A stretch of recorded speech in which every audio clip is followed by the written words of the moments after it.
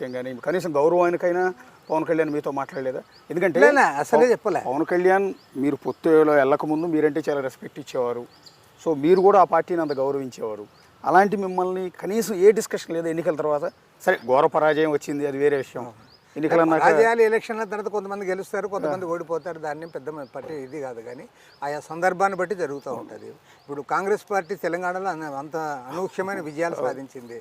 మరి అక్కడ ఓడిపోయారు టీఆర్ఎస్, బీజేపీ. కాబట్టి ఆయా సందర్భాన్ని బట్టి ఉంటుంది. నేను దాన్ని కాదు, వాళ్ళు అసలు ఆయన ఎవరితో డిస్కస్ చేయలేదు. ఆయనంతగానే పోయి ఎన్డీఏలో జాయిన్ అయ్యాడు పవన్ కళ్యాణ్. మేము పవన్ కళ్యాణ్ ఎప్పుడైతే జాయిన్ అయ్యాడు తర్వాత మేము ఆయన ఒక మీటింగ్కి విశాఖపట్నంలో పిలిచినా కూడా మేము పోలే. సిపిఐ సిపిఎంగా మేము మాట్లాడుకున్నాం. ఆయన బీజేపీ దగ్గర పోయాడు కాబట్టి మనం పోకూడదని డిసైడ్ చేసి మేము పోలే. తర్వాత తెలుగుదేశం పార్టీ వాళ్ళు మొన్నటి వరకు కూడా వాళ్ళు మేము బీజేపీకి పోము, మేము ఇక్కడే ఉంటాము, జనసేనతో మాత్రం కలిసి ఉంటాము, లేదంటే వామపక్షాలతో కలుస్తామనే సిగ్నల్స్ ఇచ్చారు. కాబట్టి మేమంతా కలిసి పనిచేసాము. ఇప్పుడు వాళ్ళకి ఉన్నట్టుండి వాళ్ళు బెదిరిస్తున్నారు. ఎందుకంటే బీజేపీ వాళ్ళు ఒక పాలసీ డెసిషన్ తీసుకున్నారు. ఆ డెసిషన్ ఏమంటే ఎన్డీఏని విస్తరింపజేయాలి, ఇండియా కూటమిని విచ్ఛిన్నం చేయాలి.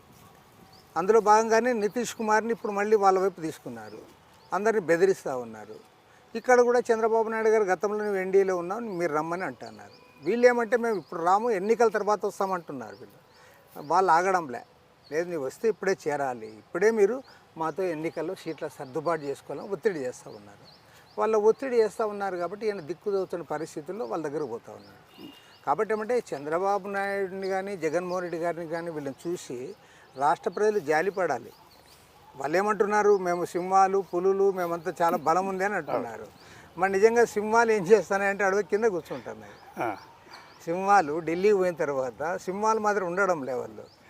కాబట్టి వాళ్ళు బీజేపీ వాళ్ళు ఏమంటారు, ఆంధ్రప్రదేశ్ రాష్ట్రంలో 25 లోక్సభ స్థానాలు, 11 రాజ్యసభ సభ్యులు, 11 మంది అందరూ కూడా మా కంట్రోల్లో ఉన్నారు. మేము ఒక చేయి ఎత్తమంటే 2 చేతులు ఎత్తున్నారు. 2 చేతులు ఎత్తారు వాళ్ళు. బీజేపీ వాళ్ళు ఒక చేయి ఎత్తుతారు, వీళ్ళు ఏమంటే భయానికి 2 చేతులు ఎత్తుతారు. ఇలాంటి ఒక దుర్దశ వచ్చింది. కాబట్టి ఏమంటే ఆంధ్ర రాష్ట్ర ప్రజలకి, తెలుగు ప్రజల ఆత్మగౌరవానికి ఇవాళ చాలా భంగం కలుగుతూ ఉంది. ఒక్క మాటలో చెప్పాలంటే తెలుగు ప్రజల్ని అవమానిస్తున్నారు. ఓకే, నువ్వు పాలసీ మెచ్చుకొని నువ్వు సపోర్ట్ చేస్తావు, ఎవరు తప్పు పట్టరు, తప్పేముంది దాంట్లో. ఒక పార్టీ మీరు ఒక విధానం తీసుకున్నారు, కానీ మీకు నచ్చడంలే, మీరు వ్యతిరేకిస్తూ ఉన్నారు. అట్ ద సేమ్ టైం అక్కడ పోతేనే భయపడి చేతులు ఎత్తుతూ ఉన్నారు. ఇలాంటి దుర్దశ ఎవరికి రాకూడదు. ఇప్పుడు ఆంధ్రప్రదేశ్లో భగవానికి కూడా రాకూడదు. ఇక్కడ డి అంటే డి అని తెల్లారు లేస్తే ఒకళ్ళ మీద ఒకళ్ళు యుద్ధం చేసే తెలుగుదేశం పార్టీ, వైఎస్ఆర్ కాంగ్రెస్ పార్టీ ఇద్దరూ బీజేపీకి సపోర్ట్ చేస్తున్నారు. ఇప్పుడు మొన్న చంద్రబాబు నాయుడు ఢిల్లీ వెళ్ళగానే సాయంత్రానికి జగన్ ఢిల్లీ వెళ్తున్నారు. ఆయన అమిత్ షాని కలవగానే ఈయన మోడీని కలుస్తూ ఉన్నారు. వీళ్ళిద్దరూ కాదు, మూడో పార్టీ జనసేన ఉందనుకుంటే జనసేన కూడా బీజేపీతోనే ఉంది. సో ఇలాంటి విచిత్రమైన పరిస్థితి అసలు దేశంలో ఎక్కడన్నా ఉందా? అధికార 29 రాష్ట్రాల్లో ఏ రాష్ట్రంలో కూడా బీజేపీకి ఇంత మద్దతు రావడం లేదు. ఎందుకంటే ఇంకో పెద్ద క్వైట్ కాంట్రాస్ట్ ఏమంటే మొత్తం భారతదేశంలో ఏ రాష్ట్రంలో కూడా బీజేపీ ఇంత బలహీనంగా లేదు. అవును, అంత బలహీనంగా. ఈవెన్ తమిళనాడులో కూడా దీనికంటే బలం ఉంది. తెలంగాణ తీసుకో, కర్ణాటక తీసుకో, ఈవెన్ కేరళలో కూడా, కేరళలో కమ్యూనిస్టులు కాంగ్రెస్ ఎంత బలంగా ఉన్నా కూడా కేరళలో కూడా బీజేపీ దాదాపు మోర్ దెన్ 10% ఓటు వస్తుంది దానికి ఉంది. కానీ భారతదేశంలోనే అత్యంత నెగిటివిటీ ఉన్నది ఆంధ్ర రాష్ట్రంలో బీజేపీ పట్ల. తెలుగు ప్రజలు స్వాతంత్ర పోరాటంలో కానీ ఆ తర్వాత కానీ ప్రతి దాంట్లో కూడా స్వేచ్ఛగా మాట్లాడారు, జైళ్ళకి పోయారు, ధైర్యంగా ఇది చేశారు. ఇప్పుడు దురదృష్టం ఏమంటే మన నాయకులను చూసి సిగ్గుపడాలి. వాళ్ళు అంటే నేనేమంటానంటే, అంటే మీరు మద్దతు ఇవ్వరా అని మమ్మల్ని అడుగుతారు. ఇస్తాం, తప్పకుండా ఇస్తాం. నీవు కూడా పాలసీ పరంగా మాట్లాడుకొని మద్దతు ఇచ్చేదాంట్లో ఇవ్వు, తప్పులేదు. కానీ మీరు సరెండర్ అయిపోతున్నారు.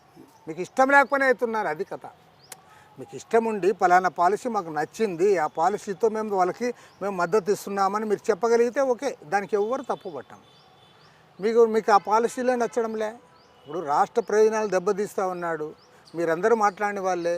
చంద్రబాబు నాయుడు గారు మామూలు విషయం కాదు, ఒక ముఖ్యమంత్రిగా ఉండి ఢిల్లీ స్థాయిలో పోయి బ్రహ్మాండంగా ధర్నా పెట్టాడు. ఆ రోజు ప్రైమ్ మినిస్టర్ని వ్యతిరేకించాడు.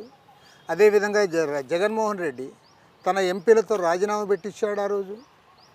కాబట్టి ఏమంటే మీరు చేయలేదని కాదు, మీరు చేశారు. మరి ఇప్పుడు మీరు ఏం సాధించారు? ఒక్క దాంట్లో కూడా వాళ్ళు కన్సిడర్ చేయడం లే కదా. ప్రత్యేక హోదా అతిపెద్ద అంశం మీరు చేయలేకపోయినామన్నారు. మరి మిగతా అంశాలు ఏం చేశారు? విభజన హామీలు కూడా చేయలే. చివరికి విశాఖ స్టీల్ ప్లాంట్ ప్రైవేట్ పరం చేస్తూ ఉంటే మీరు మాట్లాడేకి మీకు చేత కావడంలే. కనీసం పోయి మీరు అర్జీ ఇవ్వలేరు ప్రైమ్ మినిస్టర్కి. నేనే అంత బానిసత్వం అవసరమని నేను అడుగుతా ఉన్నా. అంటే మీకు ఒక్కొక్కరికి ఒక్కో రకమైన అప్లికేషన్స్ ఉన్నట్టున్నాయి కదా. జగన్ గారికి కొన్ని తలనొప్పులు ఉన్నాయి.